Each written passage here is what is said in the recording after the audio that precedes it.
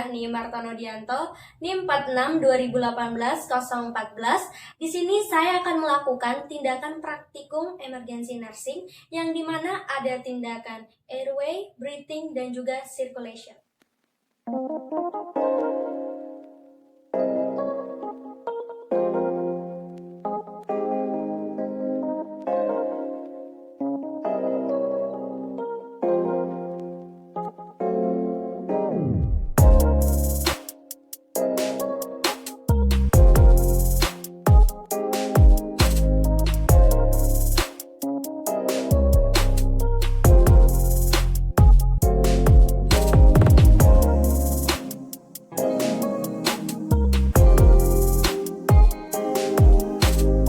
Tindakan yang pertama, kita akan melakukan tindakan airway atau pengkajian jalan napas.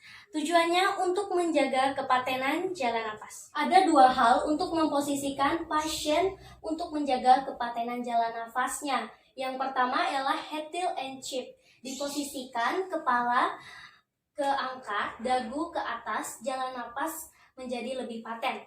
Seperti ini.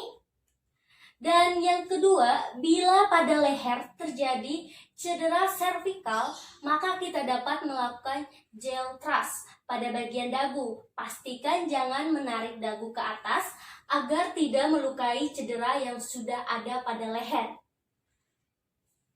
Dan yang ketiga, kita bisa melihat pada saluran jalan nafas apa ada sumbatan atau tidak. Kita bisa menggunakan finger gauze, kita masukkan jari kita dan lihat apa ada benda yang menyumbat jalan nafas. Jika ada, ambil dan buang ke dalam bengkok.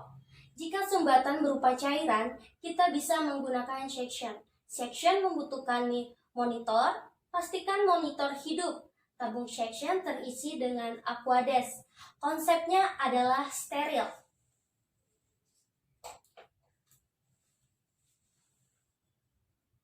Kita masukkan, kita tutup, kurang lebih 10-15 detik. Kita buka dan kita lepaskan, keluarkan cairannya. Kita lakukan tindakan ini secara berulang sampai cairan yang ada di dalam sudah bersih dan tidak ada yang tersisa lagi. Selanjutnya kita memberi pemasangan OPA dengan posisi dimasukkan dan nanti dibalik. Setelah OPA dipasang, kita memasang mask dan juga memastikan ada bantuan oksigen yang masuk ke paru-paru.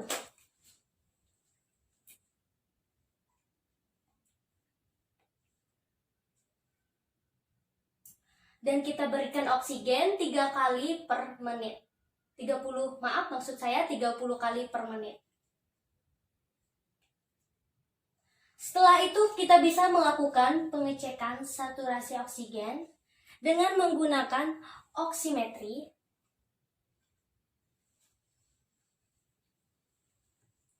Jika pasien menunjukkan 85, dia juga diraba ada nadi namun lambat dan lemah, maka kita bisa melakukan tindakan inkubasi. Sekarang kita melakukan tindakan inkubasi. Alat yang digunakan yaitu adalah laryngoscope, ETT steril, SPED 5 cc, gel, dan juga ada oksigen. Yang pertama, lakukan seperti ini, buka, masukkan laryngoscope-nya. Setelah itu kita masukkan ETT sterilnya. Kalau sudah masuk, kita lepaskan laryngoscope. Kita gunakan SPED 5 cc. Masukkan oksigennya, udara ke dalam. Setelah itu, kita berikan oksigen.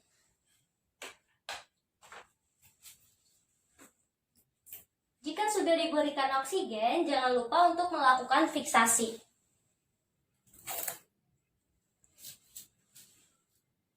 Kita lilit-lilit. Setelah itu kita tempelkan ke pipinya.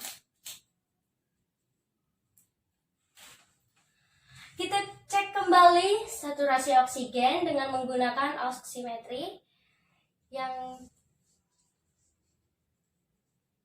kita cek. Dan yang terakhir, kita cek nadi pasien. Kita cek. Selanjutnya kita akan melakukan tindakan breathing. Tindakan observasi pernafasan dan juga intervensi pernafasan. Lakukan pemeriksaan pernafasan menggunakan oximetry. Jika saturasi oksigen menunjukkan kurang dari 90, maka lakukan pemasangan masker oksigen.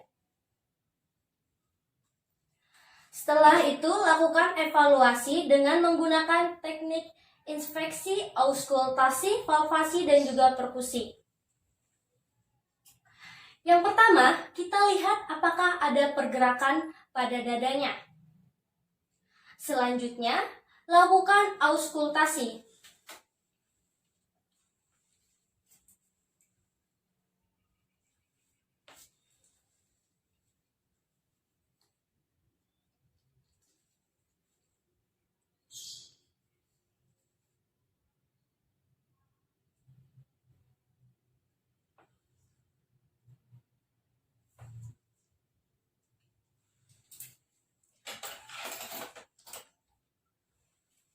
Kemudian lakukan perkusi.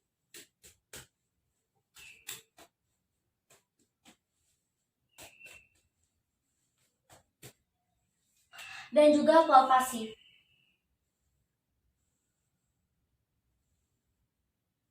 Cek apakah akral teraba dingin. Kita cek.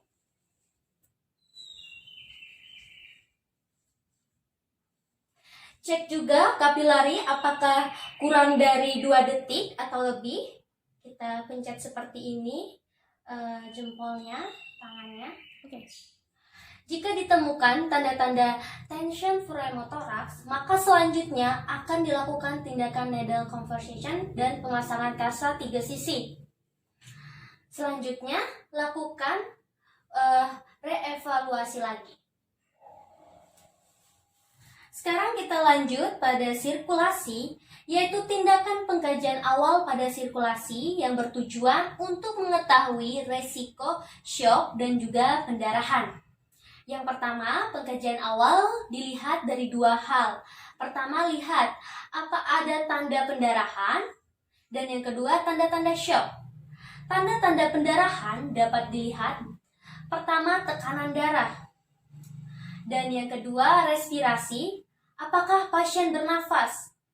Yang ketiga, nadi. Biasanya pada pendarahan yang ringan, tekanan darah cenderung normal, namun nadi dan respirasi meningkat.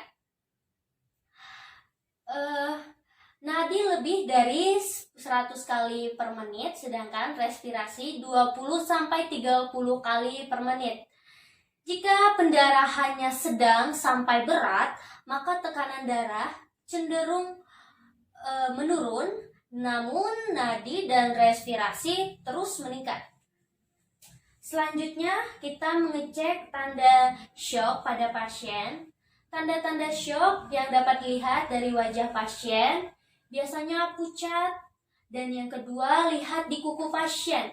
Apakah ada kebiruan? Rasakan akral apakah dingin, dan juga kita bisa sentuh pada kakinya. Cek nadi biasanya cenderung lemah dan lambat. Kita bisa juga mengecek pada nadi karotis, karena ini adalah nadi yang paling besar pada manusia. Lihat, apa ada pendarahan? Bila ada pendarahan, kita lakukan 3T, yaitu tutup, tekan, dan tinggikan. Pada pasien dengan masalah sirkulasi, biasanya cairan mengalami kekurangan. Oleh sebab itu, kita memasangkan infus. Pada kasus emergensi, infus yang dipasang adalah IV Dualite dengan jarum yang besar, dinyalakan dengan 2 jalur dan juga diguyur.